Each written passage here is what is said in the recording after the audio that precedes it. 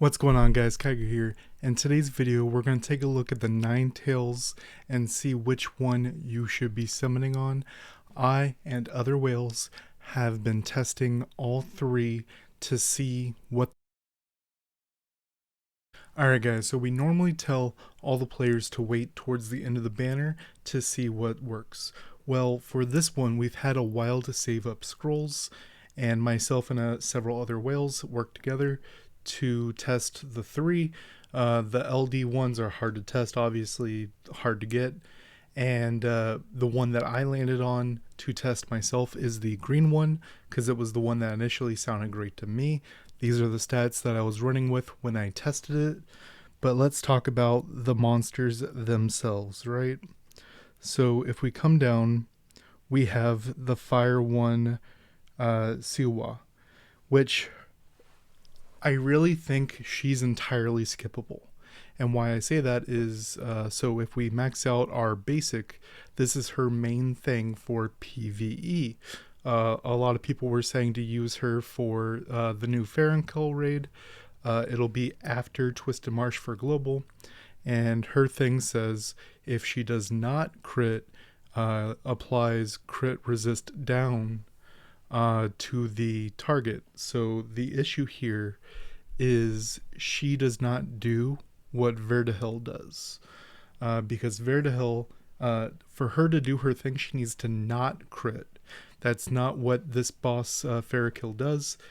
He makes you deal less damage when you crit, so you're going to crit unless you build her with 0 crit, and then she'll always do that. That's cool, but then she's not doing damage.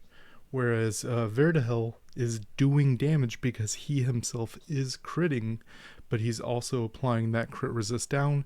Not to mention, if you use his ultimate, he reduces the cost of all your skills, as well as if he crits, it reduces all your skill cost by 1.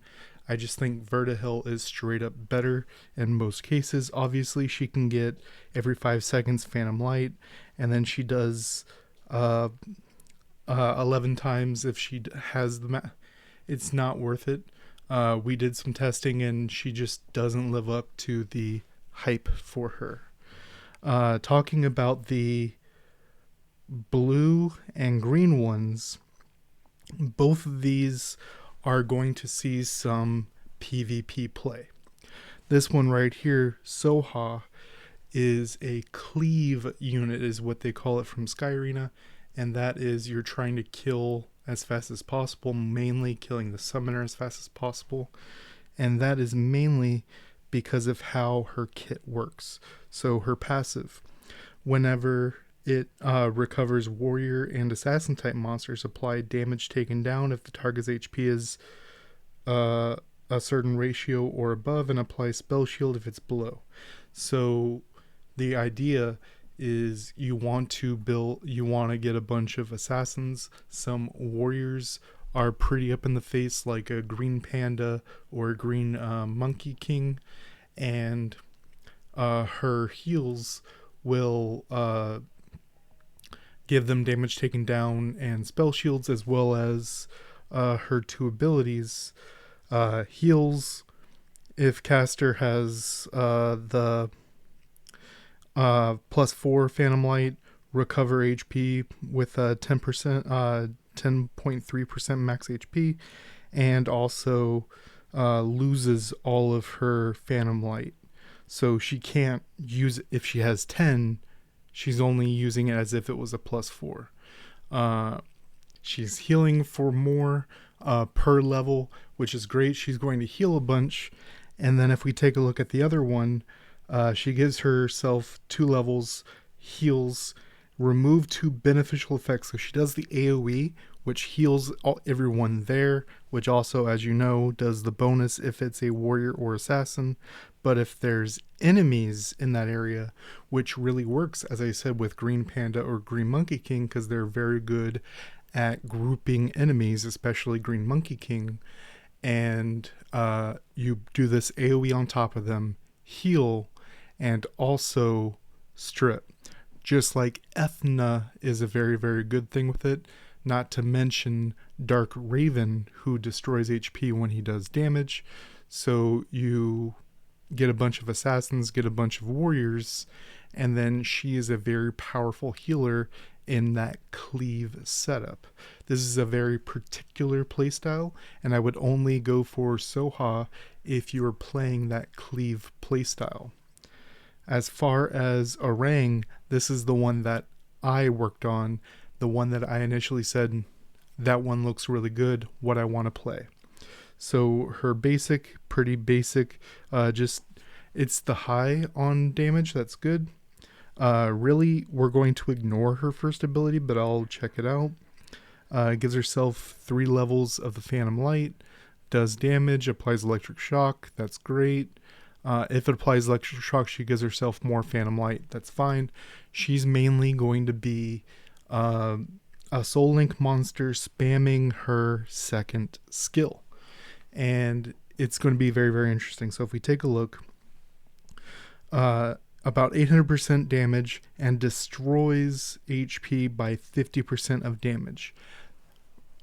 Destroy runes are already very, very powerful, and they only destroy 30%.